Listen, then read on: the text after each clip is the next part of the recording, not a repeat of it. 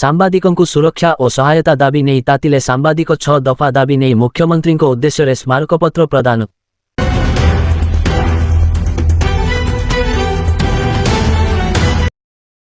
ରାଉରକେଲା ରାଜ୍ୟରେ କାର୍ଯ୍ୟରତ ସାମ୍ବାଦିକମାନଙ୍କ ସୁରକ୍ଷା ଓ ଆର୍ଥିକ ସହାୟତା ଭଳି 6 ଦଫା ଦାବିରେ ଉତ୍କଳ ସାମ୍ବାଦିକ ସଂଘ ନେତୃତ୍ୱରେ ଆଜି ସୁନ୍ଦରଗଡ଼ ଜିଲ୍ଲା ସାମ୍ବାଦିକ ସଂଘ ପକ୍ଷରୁ ମୁଖ୍ୟମନ୍ତ୍ରୀଙ୍କ ଉଦ୍ଦେଶ୍ୟରେ ରାଉରକେଲା ଅତିରିକ୍ତ ଜିଲ୍ଲାପାଳଙ୍କ ଜରିଆରେ ଏକ ସ୍ମାରକପତ୍ର ପ୍ରଦାନ କରାଯାଇଛି।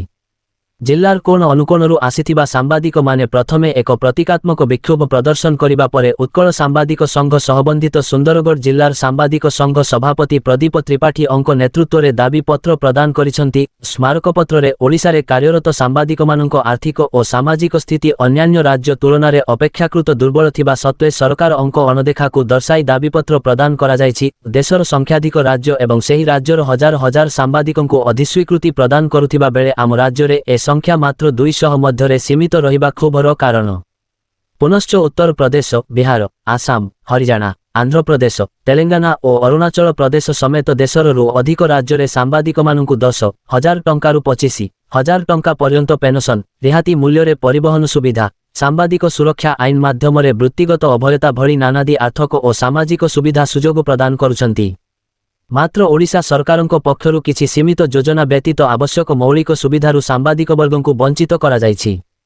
ଏଥିରୁ ଏହା ପ୍ରତୀୟମାନ ହେଉଛି ଯେ ରାଜ୍ୟ ସରକାର ସାମ୍ବାଦିକମାନଙ୍କ ଦାବି ପ୍ରତି ଆବଶ୍ୟକୀୟ ସମ୍ବେଦନଶୀଳତା ପ୍ରଦର୍ଶନ କରୁନାହାନ୍ତି। ଏହି ସନ୍ଦର୍ଭରେ ପୂର୍ବ ସରକାରଙ୍କ ସମୟରେ ଉତ୍କଳ ସାମ୍ବାଦିକ ସଂଘ ପକ୍ଷରୁ ନିରନ୍ତର ଧାରଣା, ପ୍ରତିବାଦ ଓ ବିଭିନ୍ନ ପଦକ୍ଷେପ ମାଧ୍ୟମରେ ସରକାରଙ୍କ ଦୃଷ୍ଟି ଆକର୍ଷଣ କରାଯାଇଥିଲା।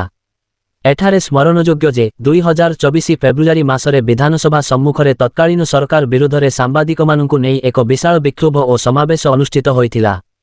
ସେହି ସମାବେଶ ସମୟରେ ବିରୋଧୀ ଦଳର ମୁଖ୍ୟ ଛାଟିଆ ଭାବେ ମୋହନ ଚରଣ ମାଝୀ ଅନ୍ୟ 5 ଜଣ ସହଯୋଗୀ ବିଧାୟକଙ୍କ ସହ ବିକ୍ଷୋଭସ୍ଥଳରେ ପହଞ୍ଚି ସମବେତ 3000ରୁ ଉର୍ଦ୍ଧ୍ୱ ସାମ୍ବାଦିକଙ୍କୁ ଉଦ୍ବୋଧନ ମାଧ୍ୟମରେ ଆଶ୍ୱାସନା ଦେଇଥିଲେ ଯେ ସରକାରକୁ ଆସିଲେ ସାମ୍ବାଦିକମାନଙ୍କ ନ୍ୟାୟ ଦାବିକୁ 6 ମାସ ମଧ୍ୟରେ ପୂରଣ କରାଯିବ। ଅଧିକନ୍ତୁ ବିଗତ ବିଧାନସଭାରେ ସରକାରଙ୍କ ନିରାଶା ସୂଚକ ଉତ୍ତର ସାମ୍ବାଦିକମାନଙ୍କ ମଧ୍ୟରେ ଘୋର ନୈରାଶ୍ୟତା ସୃଷ୍ଟି କରିଛି। ଏହି ପରିପ୍ରେକ୍ଷୀରେ ରାଜ୍ୟର ସର୍ବପୁରାତନ ତଥା ସର୍ବବୃହତ ସାମ୍ବାଦିକ ସଂଗଠନ ଉତ୍କଳ ସାମ୍ବାଦିକ ସଂଘ ପକ୍ଷରୁ ନିମ୍ନଲିଖିତ ନ୍ୟାୟ ଦାବି ନେଇ ଆଜି ସ୍ମାରକପତ୍ର ପ୍ରଦାନ କରାଯାଇଛି।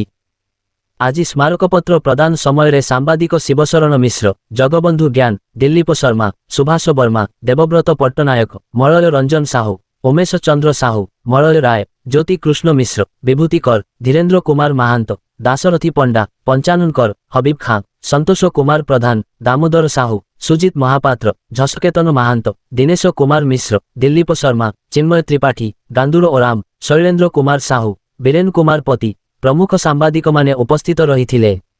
Odisha Satyadisha news alert.